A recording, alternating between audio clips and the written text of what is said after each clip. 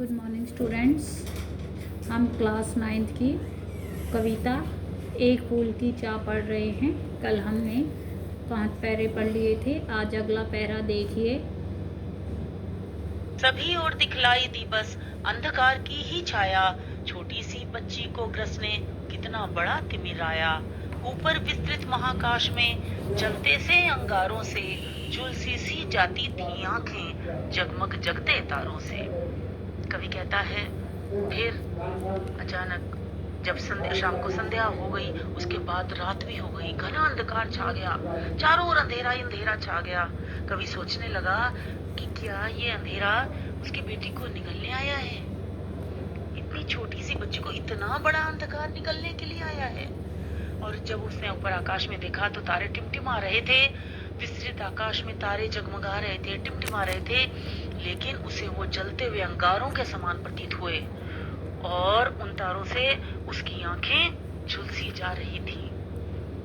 देख रहा था जो सुस्थिर हो नहीं बैठती थी क्षण भर, हाय वही चुपचाप पड़ी थी अटल शांति सी धारण कर। सुनना वही चाहता था मैं, उसे स्वयं ही उकसा कर, मुझको देवी के प्रसाद का एक फूल ही तो लाकर। कवि कहता है कि मेरी बेटी जो शांत होकर टिकती नहीं थी, अर्थात बिल्कुल बैठती नहीं थी, चुप होकर बैठती नहीं थी, वही अब बीमार होने के कारण चुपचाप चुप्पी साध कर यानी लेटी हुई है, चुप्पी धारण करके लेटी हुई थी।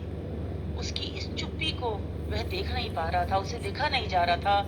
इसलिए कवि कहता है कि मैं उसे उकसा कर उसे यही सुनना चाहता था कि वह मुझसे देवी का प्रसाद मांगे, वह मुझसे जिद करे, मुझे बार बार कहे।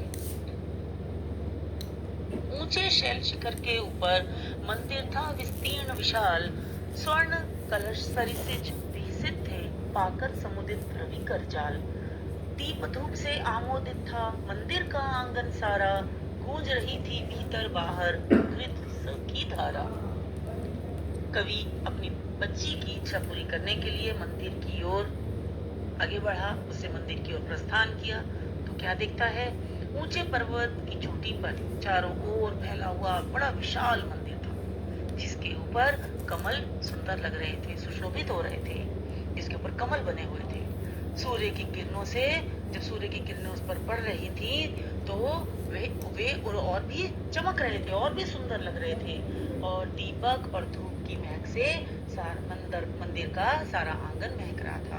बच्चों, जब हम पूजा करने के लिए मंदिर में जाते हैं तो दीपक और धूप बत्ती, अगरबत्ती, इन सब की जो खुशबू होती है, महक होती है, वो मंदिर में छाई होती है और उससे मन बड़ा प्रसन्न हो जाता है।